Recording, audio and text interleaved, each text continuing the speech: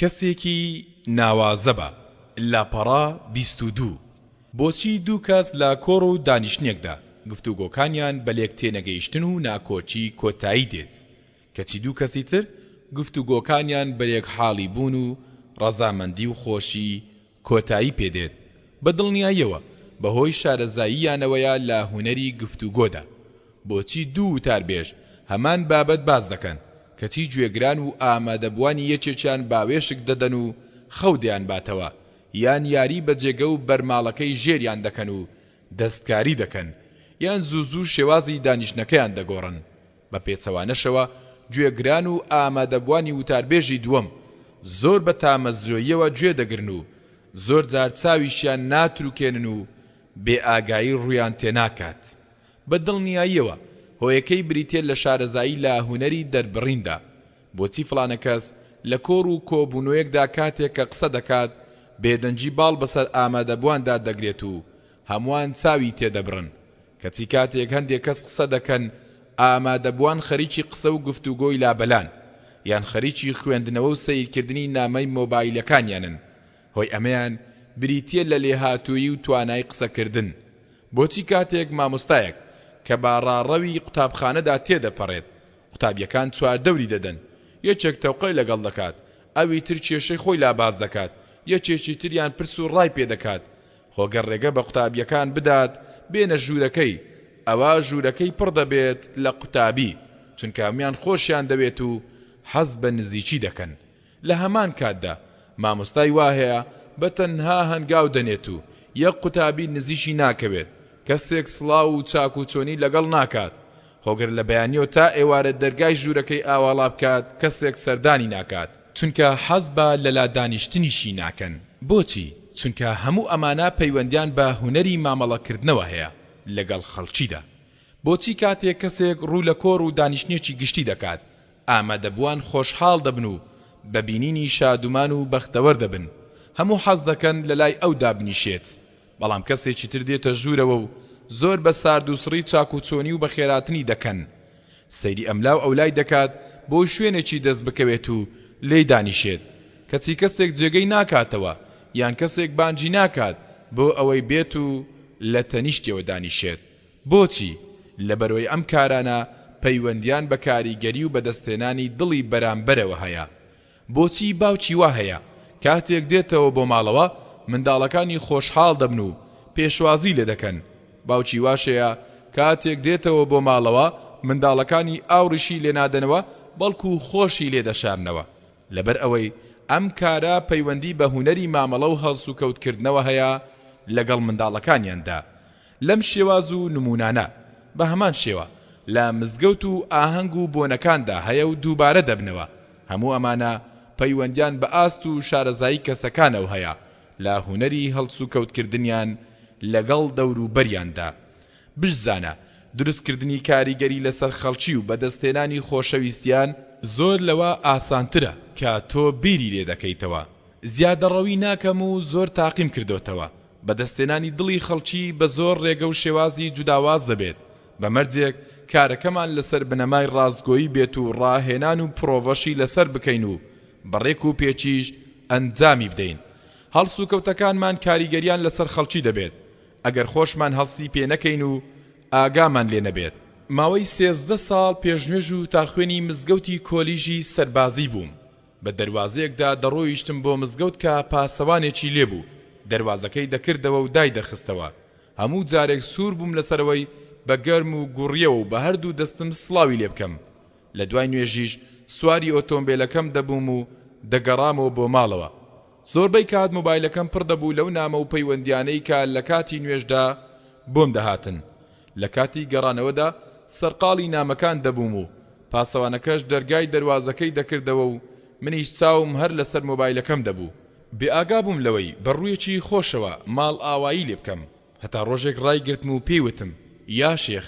لێم زیزی وتم بۆچی وتی لەبەرەوەی کاتێک کە دەیتە ژوورەوە سڵاو دەکەیت و دڵت خۆشە و ڕووخۆشیت بەڵام لە کاتی گەڕانەوەدا دڵخۆش و خۆشحاڵ دیار نیت پاسەوانەکە پیاوێکی سادە و ئاسایی بوو سوێندی بۆ خواردم کە خۆشی دەوێم و بەبینینم خۆشحاڵە پۆزشم بۆ هێنایەوە بۆم ڕوون کردەوە هۆکارەکە سەرقاڵیمە.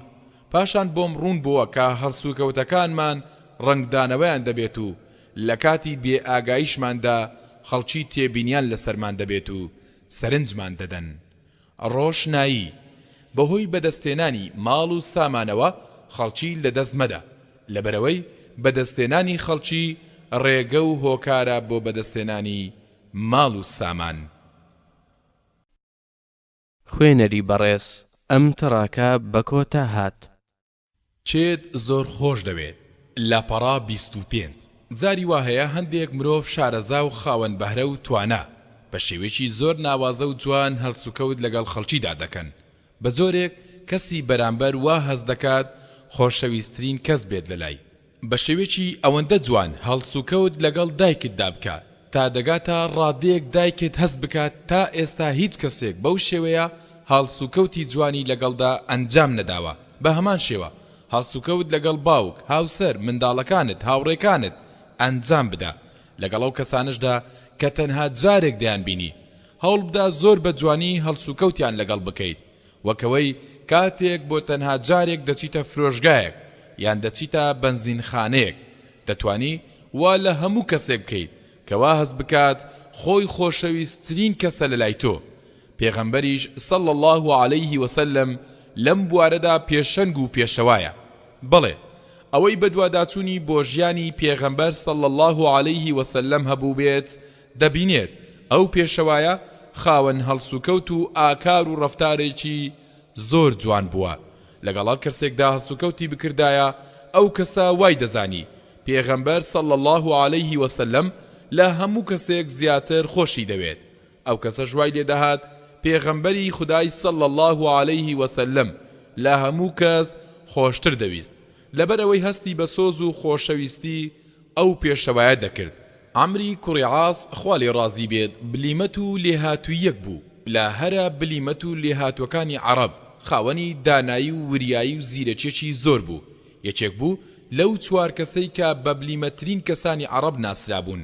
عەمر باوەڕی هێنا بوو مسلمان بوو، گەورەی هۆزەکەشی بوو. کاتێک بە پێغەمبەر صلی الله علیه وسلم دەگەیشت، پێغەمبەریش صلی الله علیه وسلم با ڕوویەکی خۆشەوە پێشوازی لێ دەکرد و دەیدوان. کاتێک دەچوە کۆڕ و دانیشتنێکەوە، پێغەمبەر صلی الله علیه وسلم بە هاتنی عەمر خوا لێ ڕازی بێت خۆشحاڵ دەبوو. کاتێکیش بانجی عەمری دەکرد بە جوانترین ناوبانگ بانجی دەکرد. کاتێک عەمر خوا لێ ڕازی بێ هەستی بەم سۆز و خۆشەویستیی پێغەمبەر صلی الله علیه وسلم کرد، گومانی وابوو خۆشەویستترین کەسە لەلای پێغەمبەر صلی الله علیه وسلم.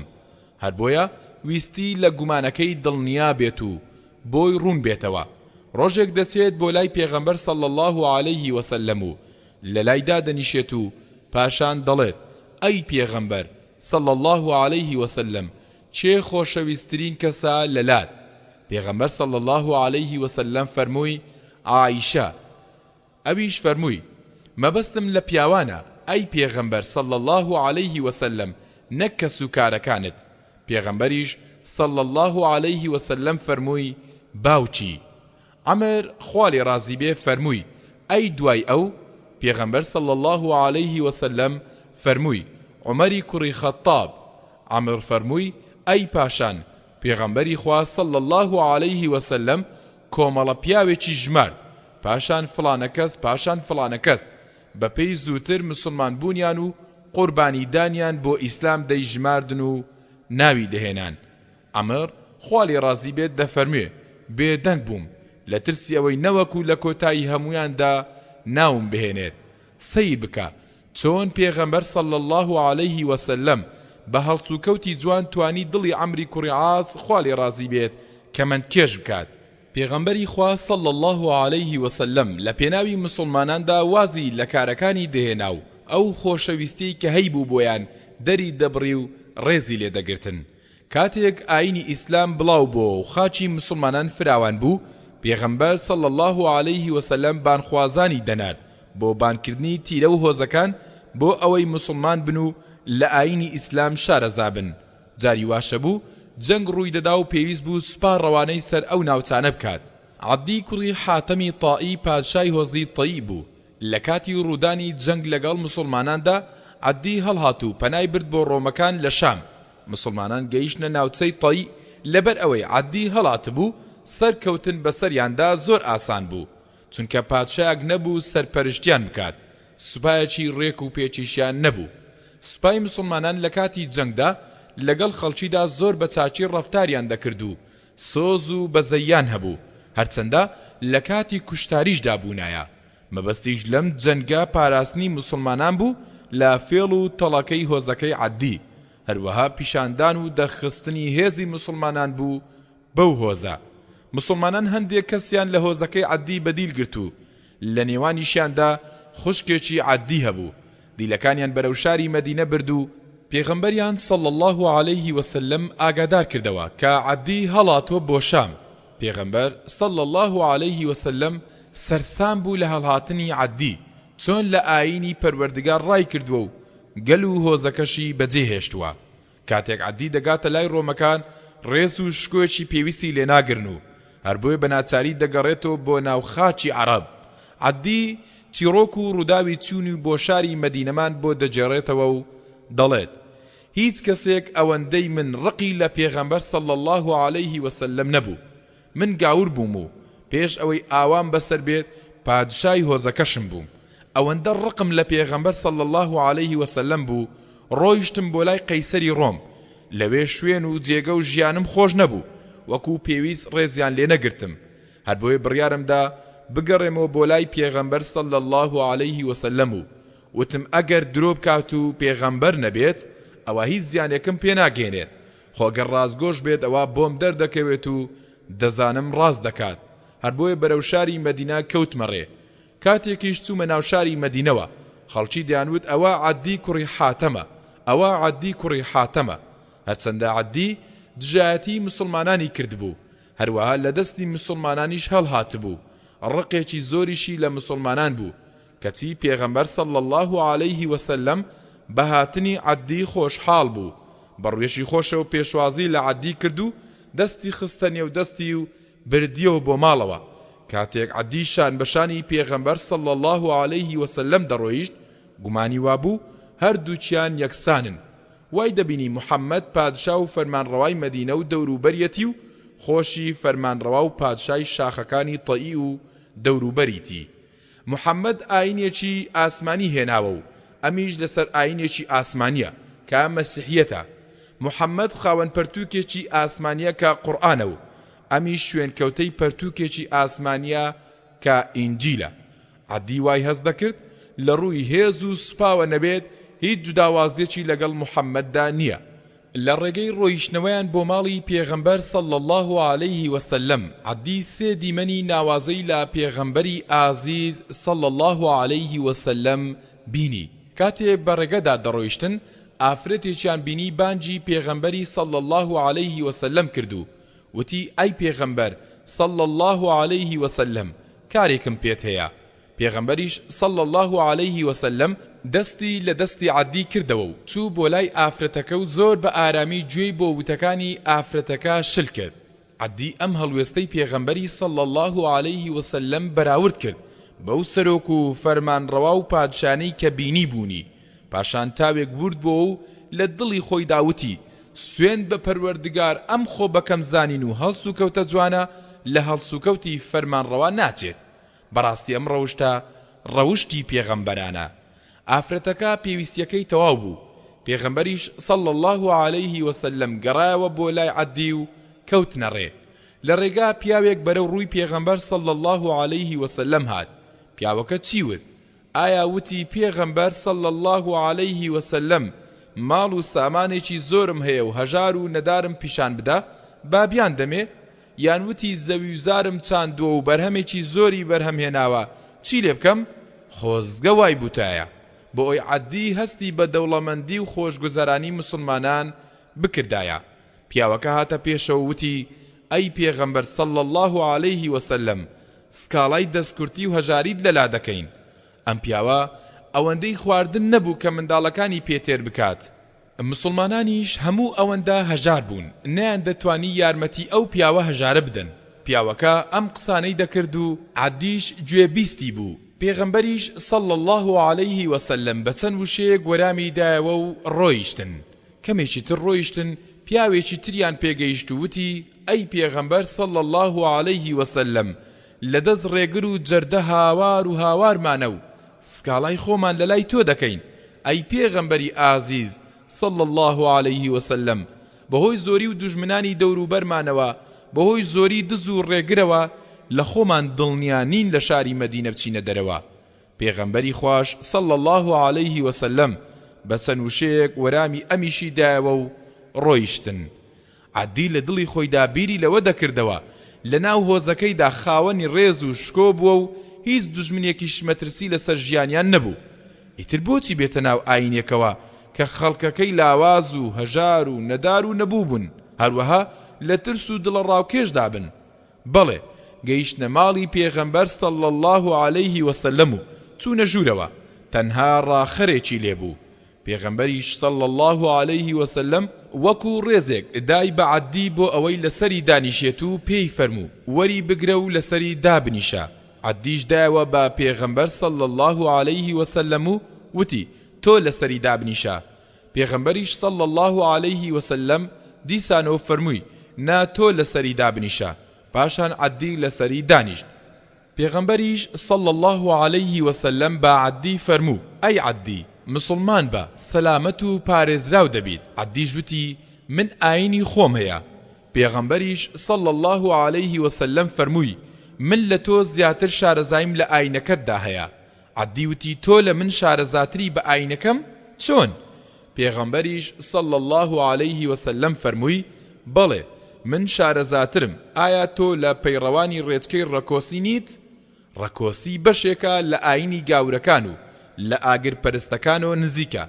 ئەمەش توانا و زیرەکی پێغەمبەر صلى الله عليه وسلم دەردەخات لە هونەری ڕازیکردنی بەرامبەردا، لەبەرەوەی نەیفەرموو ئایا تۆ گاور نیت، بەڵکو باسی زانیاری ورتری ئاینەکەی عەدی کردو. لەناو ئاینەکەی عەدیدا ئەو ڕێچکەیەشی دیاری کرد کە عەدی پەیڕەوی دەکرد، وەکو ئەوەی لە ئەوروپا کەسێکت پێ بگات و پێت بڵێ بۆچی نابیت بە مەسیحی، تۆش بڵێیت من خاوەنی ئاینی خۆمم. ئەو کەساش ئەوەندە شارەزایی ئاینەکەت بێت، پێت نەڵێت ئایا تۆ مسلمان نیت، هەروەها نەڵێت ئایا تۆ سونی نیت، بەڵکو پێت بڵێت ئایا تۆ شافعی نیت یان ئایا تۆ حەنبەلی نیت.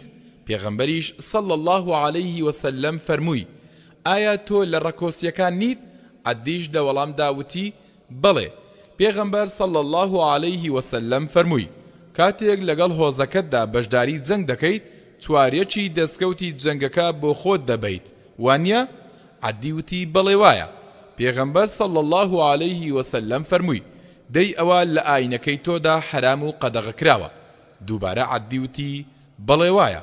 پاشان پێغەمبەری خوا صلى الله عليه وسلم فەرمووی: من دەزانم چی ڕێگریت لێ دەکات لەوەی مسلمان بیت، بەلاتەوە نەنگیە کە شوێن کەوتەی کەسانی هەژار و لاواز بیت. ئەی عەدی، دەزانی حیرە کوێیە؟ عەدی وتی: نەمبینیوە، بەڵام بیستومە ناوچەیەکە لە عێراق. پێغەمبەر صلى الله عليه وسلم فەرمووی: سوێن بەو پەروەردگارەی گیانی منی بەدەستە. پەروەردگار ئەم ئاینە سەردەخات و ئافرەتی مسلمان لە حیڕەوە دەچێت بۆ حەج و تەوافی ماڵی پەروەردگار دەکات و غەیری کەسێکی مەحرەمی خۆی کەسی لەگەڵدا نابێت. واتە مسلمانان ئەوەندە لە ئارامی و ئاسایشدا دەبن ترسیان لە هیچ شتێک نابێت. هیچ هۆز و نەتەوەیەکیش ناتوانن دەست درێژی بکەنە سەر مسلمانان و مسلمانان دەبنە خاوەن هێزێکی زۆر بەهێز و فراوان. کاتێک عەدی گوێ لەم قسانە بوو، دیمەنی سەرکەوتنی مسلمانانی لە بیر و هۆشیدا وێنا دەکرد و بیری لێ دەکردەوە. ئافرەتێک بەو پەڕی ئارامی و ئاسایشەوە لە عێراقەوە بڕوات بگاتە شاری مەککە. ئەمە واتای ئەوەیە مسلمانان دەست بەسەر شاخەکانی تەیی و شوێنی هۆزەکەی ئەمیشدا دەگرن. عەدی سەری سوڕما و لە دڵی خۆی داوتی: ئەی چەتە و ڕێگرەکانی تەیی لەو کاتەدا لەکوێ دەبن؟ پاشان پێغەمبەر صلى الله عليه وسلم فەرمووی: مسلمانان دەست بەسەر سەروەت و سامان و زێر و زیوی کیسڕای کوڕی هورمزیشدا دەگرن. عەدی وتی: کیسڕای کوڕی هورمز؟ پێغەمبەر صلى الله عليه وسلم فەرمووی: بەڵێ، کیسڕای کوڕی هورمز. ئەو سەروەت و سامانەش لە ڕێگەی پەروەردگار دەبەخشرێت.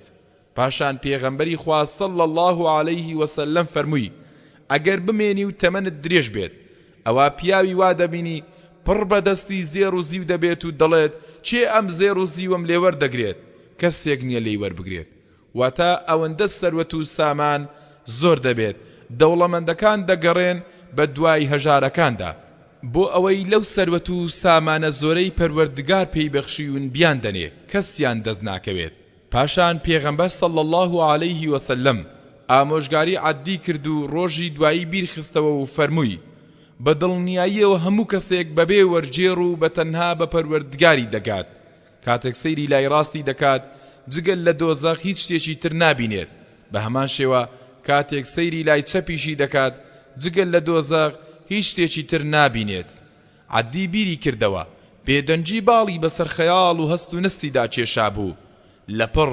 پێغەمبەری پەروەردگار صلی الله عليه وسلم فەرمووی ئەی عەدی بۆچی لە وتنی لا ئیلاهە ئیلا الله ڕادەکەیت و باوەڕ نەهێنیت ئایا هیچ پەروەردگارێکی گەورەتر لە ئەڵڵا هەیە عەدی فەرمووی ئەوە موسڵمان بووم و باوەڕم هێنا أشهد أن لا إله إلا الله وأشهد أن محمد رسول الله الرخصاري بيروزي بيغمبري خوا صلى الله عليه وسلم قشايو دل خوش بو عدي دلت ئەوە تا ئێستا ئافرەتی مسلمان بەبێ ترس و بە ئارامی دەچێت بۆ ماڵی پەروەردگار مسلمانان دەستیان بەسەر زێر و زیوی کیسڕاژدا گرت سوێن بە پەروەردگار مژدەی سێمیش کە پێغەمبەر صلی الله عليه وسلم فەرمووی سەروەت و سامان زۆر دەبێت هەژاران نامێنن دێتە دی لەبەر ئەوەی پێغەمبەری ئازیز صلی الله عليه وسلم فەرموویەتی و ئەو پەیمانی داوە ڕەواه مسلم دەی سەیری ئەو هەڵس و کەوتە جوانەی پێغەمبەر صلی الله عليه وسلم بکە کە بەرامبەر عەدی نواندی چەند بە جوانی بانگی کرد بۆ ئەوەی مسلمان بێت ئەگەر بەو شێوە جوانە ڕەفتار لەگەڵ خەڵکیدا بکەین بە دڵنیاییەوە دڵیان کەمەند کێش دەکەین و لەلایەن خۆشەویست دەبین بیرۆکە بە بەکارهێنانی نەرمونیانی و شێوازی جوانی و قایلکردن و شارەزایی لە مامەڵەکردندا چیمان بوێت دەتوانین بەدەستی بێنین خوێنەری بەڕێز ئەم تەڕاکە بە کۆتا هات چێژ لە بەهرە و توانەکانت وەربگرە لاپەڕا 32 زیرەکی و بەهرە و توانەکان خۆششی هەست پێکراون ئەنجامدانی ڕەفتار و گوفتار و هەڵسوکەوتی جوان تەنها بۆ بەدەستێنانی پاداشتی دواڕۆژ نییە بەڵکو خۆشی و ئاسوودەی و بەختەوەریەکە لە ژیانی دنیاشدا هەستی پێدەکرێت دەیچێژ لە شارەزایی و بەهرە و توانەکانت ببینە و لەگەڵ هەموو خەڵکیدا بەکاریان بهێنە لەگەڵ بچووک و گەورەدا لەگەڵ هەژار و دەوڵەمەندە لەگەڵ دوور و نزیکدا لەگەڵ خزم و بێگانەدا لەگەڵ هەموو کەسدا بەکاریان بهێنە و خۆشەویستیت لە دڵ و دەرونیاندا بڕوێنە و بەرەو چاکسازی ئاراستەیان بکە عەلی کوڕی جەهم شاعیرێکی ڕەوانبێژ و زمان پاراو بوو بەڵام دێهاتی بوو هیچی لە ژیان نەدەزانی تەنها و شتانە نەبێت کە لە چۆڵی و بیاباندا بینی و بووینی خەلیفە متەوەکیل خەلیفەیەکی خاوەن دەسەڵات و بەتوانا بوو بەخشیش و دیاری بەو کەسانە دەدا کە پیایە هەڵیاندایە هەر بۆیە کاتێک عەلی کوڕی جەهم دێتە شاری بەغدا پێی دەڵێن ئەوەی با خەلیفەدا هەڵبدات ئەوە خەلیفە دیاری و بەخششی دەداتێ عەلی کوڕی جەهمیش خۆشحاڵ دەبێت و بەرەو کۆشکی خەلیفە دەکەوێتە ڕێ کاتێک دەچێتە ژوورەوە دەبینێت وا شاعیران هۆنراوە دەخوێننەوە و سەروەت و سامان بەدەست دێنن عەلی کوڕی جەهم بەرەو لای خەلیفە دەچێت خەلیفەش بەو هەموو سام و هەیبەت و دەسەڵاتەیەوە پاشان بە خەیاڵی خۆی دەست بە پیاهەڵدان و ستایشی خەلیفە دەکات و بەڵێ خەلیفەی بە سەگ و بەران و بیر و خۆڵ و قوڕ وەسف کرد لە کاتێکدا لە پێش ئەمدا خەلیفەیان بە خۆر و مانگ و شاخەکان وەسف کردبوو خەلیفە زۆر تووڕە بوو پاسەوانەکان و ڕوژان و شمشێرەکانیان ڕاکێشا و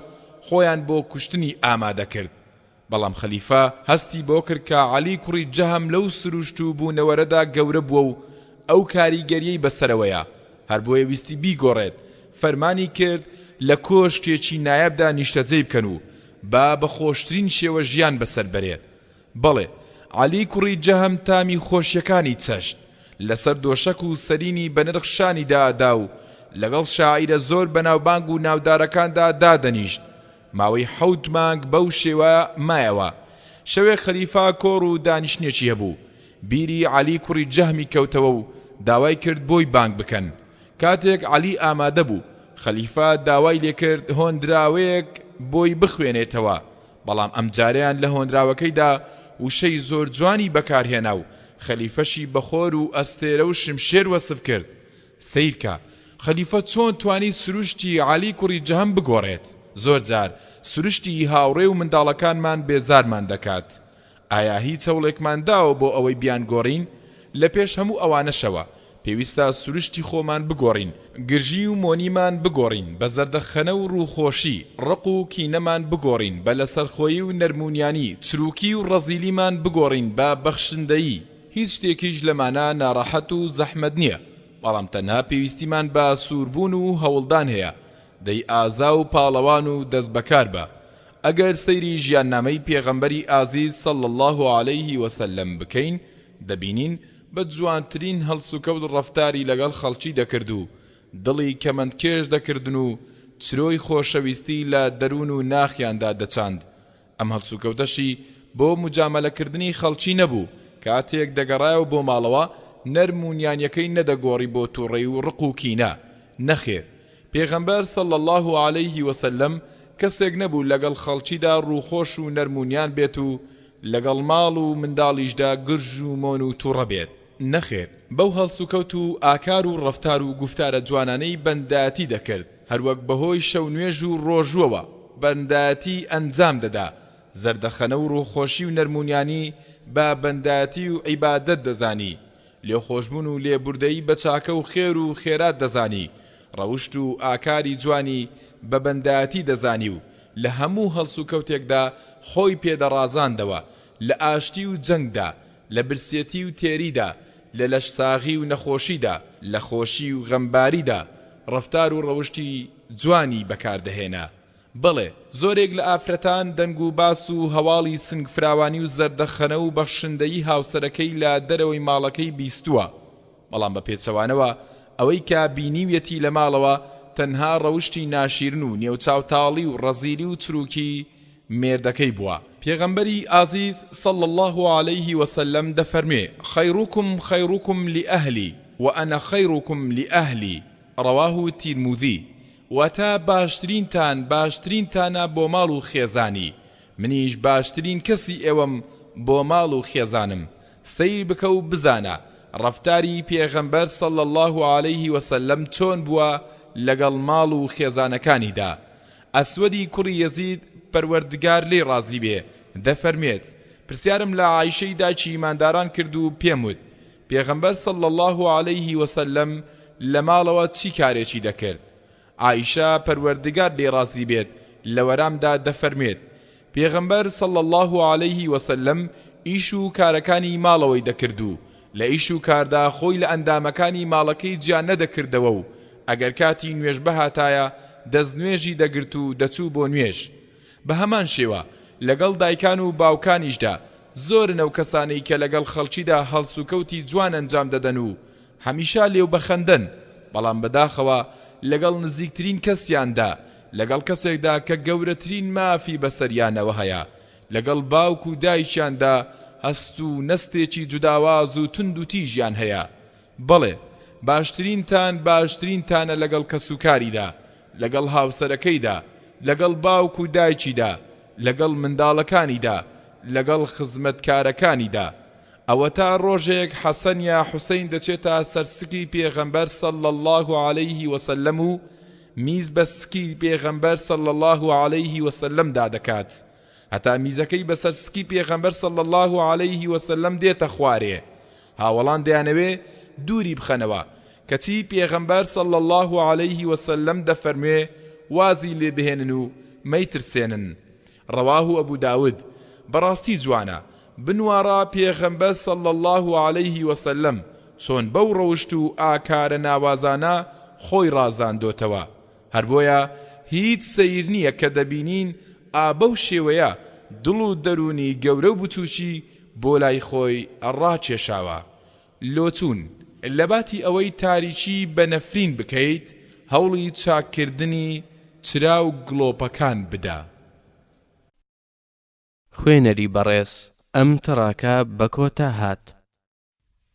لەگەڵ هەژاراندا لاپەڕا 35 هەندێک لە خەڵکی بە ڕەوشتێکی بازرگانی هەڵسوکەوت لەگەڵ دەوروبەریاندان دەکەن. کەسانی دەوڵەمەند لەبەرەوەی خاوەن سەروەت و سامانن قسەیان خۆشە و ئەگەر قسەکەیان شانی پێکەنینیش نەبێت دەوروبەرەکەی بۆی پێدەکەنن. کاتێک هەڵەیەکیش دەکات لەبەرەوەی دەوڵەمەندا هەڵەکەی بە بچووک سەیر دەکرێت و چاوپۆشی لێ دەکرێت. بەڵام کەسانی هێژار ئەگەر قسەیەک بکەن کە شانی پێکەنین و زەردەخەنەش بێت گاڵتەیان پێدەکرێت. کاتێکیش هەڵەیەکیان لێ ڕووبدات گەورەتر لە قەبارەی خۆی سەیری دەکرێت. بەڵام پێغەمبەر صلی الله علیه وسلم سۆز و بەزەی بۆ هەژاران و دەوڵەمەندان وەکو یەک بوو. ئەنەسی کوڕی مالیک پەروەردگار لێ ڕازی بێ دەفەرموێت پیاوێکی بیابان نشین هەبوو بە ناوی ظاهیری کوڕی حەرام. ئەم پیاوە زۆر جار کە بۆ پێویستیەکی بەهاتە بۆ شاری مەدینە دیارەکی بۆ پێغەمبەر صلی الله علیه وسلم دەهێنا. پێغەمبەریش صلی الله علیه وسلم لە کاتی گەڕانەوەیدا هەندێک خورما یان هەر شتێکی تری هەبوایە بەو پیاوەی دەبەخشی. پێغەمبەر صلی الله علیه وسلم ئەم پیاوەی خۆش دەویست هەر بۆیە دەیفەرموو زاهیر گوندە بۆ ئێمە و ئێمەش شارین بۆ ئەو. ئەم پیاوە لە ڕووی شێوە و ڕوخسارەوە کەسێکی زۆر ناشیرن بوو. ڕۆژێک ئەم پیاوە دێت بۆ شاری مەدینە و دەچێت بۆ ماڵی پێغەمبەر صلی الله علیه وسلم. بەڵام پێغەمبەری خوددا صلی الله علیه وسلم نابینێت لەبەرەوەی هەندێک کەلوپەل و شمەکی هێنابوو بۆ فرۆشتن. پیاوەکە دەچێت بۆ بازار. کاتێک پێغەمبەر صلی الله علیه وسلم بە هاتنی زاهیری کوڕی حەرام دەزانێت دەچێت بۆ بازار و بە دوایدا دەگەڕێت هەتا دەیبینێتەوە. کاتێک دەیبینێ وا خەریکی کڕین و فرۆشنە و عەرەقا بە ڕوخساریدا دێتە خوارێ. جلوبەرجی بیابان نشینی لەبەردایە و بۆن و بەرامی دەشت و دەری لێ دێت. لەگەڵ هەموو ئەمانەشدا پێغەمبەر صلی الله علیه وسلم لە پشتەوە باوەشی پێدا دەکات. پیاوەکەش نازانێت چێیە باوەشی پێدا کردەوە و لە دواوە گرتوویەتی. هەر بۆیە پیاوەکە دەترسێت و دەڵێت بەرمدا ئەوە چێیە؟ پێغەمبەریش صلی الله علیه وسلم بێدەنگ دەبێت و قسە ناکات. پیاوەکەش هەوڵ دەدات خۆی لە دەستی ڕزگار بکات. هەر بۆیە ئاور دەداتەوە بۆ ئەوەی بزانێت چێیە.